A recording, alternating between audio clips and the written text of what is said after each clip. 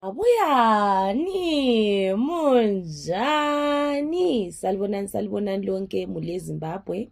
Ngiyalamukela njalo kwenye episode engibe ngiliphathele yona elangeni lanamuhla.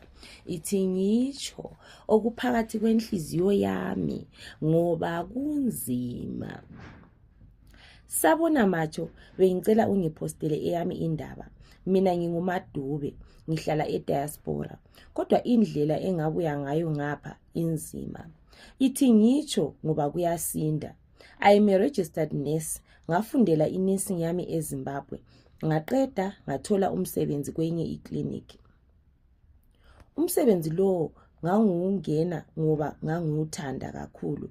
Sasiyisifiso sami ngisesesikolweni ukuthi ngibe ngunesi. Kwelinye ilanga ngazwa usister in charge wakhonapho ekliniki engangisebenza khona ekhuluma lomuntu efonini esithi namhla ngithole 10 ama-umbilical cord lokwabadala. Lowana esithi uzathumeza imali kwi-account yakhe. Ngayethuka ngawisa amaphepha engangiwathwele. Usister in charge wahle wavula umnyango wangidonsela phakathi. Wahle wathi, "Ngiyakwazi uzwile konke, uzweni?" Ngase ngiqhuqa ngabona ukuthi akulandlela ngaphandle kokukhuluma. Wahle wathi, "Lawe usuzajoyina ngoba angifuni ukuriska i-career yami." From that day ngangithatha ama-umbilical cord lokwabadala ngisipha usister in charge.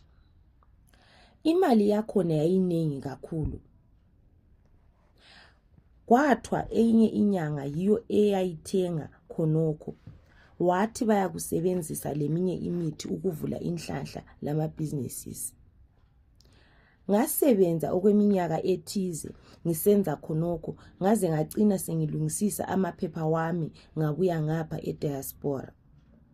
Ngoba i-guilty yayingidla mihla lamalanga. That is why ngabuya ngapha. Ngiyasebenza ngapha njengonesi kodwa angisakwenzi lokhuyana. Ngithe ngiyethule umthwalo wami.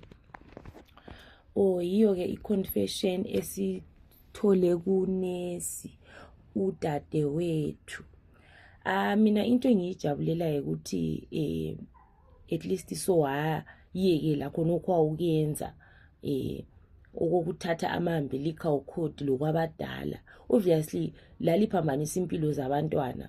Abantwana bona labo obviously impilo zabo azimanga kahle ngendaba yakho nokho elalikwenza. Maybe uzothola ukuthi umuntu uyadubeka kathesi uyadubeka kanti ama-umbilical cord akho athathwa the day wazalwa khona, like impilo yakho yahle yabotshwa khona, because obviously izinto zona lezo mazithathwa izinto ezifanele ukuthi zilahlwe angithi, which means izinto ezingafanelanga zireuse or ziyenzwe anything.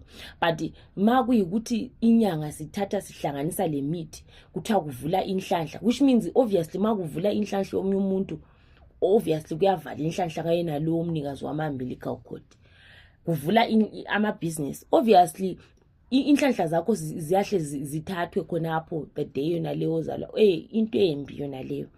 Into embi sibili, but siyabonga ukuthi wakuyekela khonokho. At least wasuka emsebenzini wona lo noma wawubhadala kanjani umsebenzi wona lo wayekela wahamba. Into vele esindayo, like mawungakucabanga ukuthi wahamba khona ngapho ngendlela yena le embi. Vele into eyakusinda vele phakathi kwenhliziyo yakho, but we are happy nje ukuthi wayekela khonokho. Kubi khonokho. To all the nurses out there, siyacela lingathatha ama-umbilical cord abantwana lokwabadala, because those things they are meant ukuthi kulahlwe ebhimini. Not ukuthi lina lithathe lithengise lizuza imali liyabe libopha impilo zabanye abantu. Uzothola ukuthi omunye umuntu vele wazalwa vele inhlanhla vele ayikho, vele udubeka left right and center, izinto zakho azihambi ngendaba yona le ukuthi kulomunye umuntu wathathayo inhlanhla yakho vele the day wazalwa ngakhona wahle wazalela udubo. Omunye umuntu uzothola ukuthi uyabe labo 30 labo 40 years kodwa impilo yakhe ayila direction, ayikhanyi ukuthi iqonda ngaphi yangaphi inga.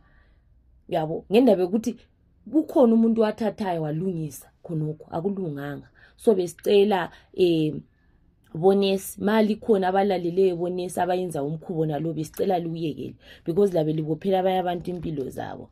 Ngiyabonga ngokulalela. Please like, comment, share and subscribe kuyichannel. Ngiyabonga. Ndaboga.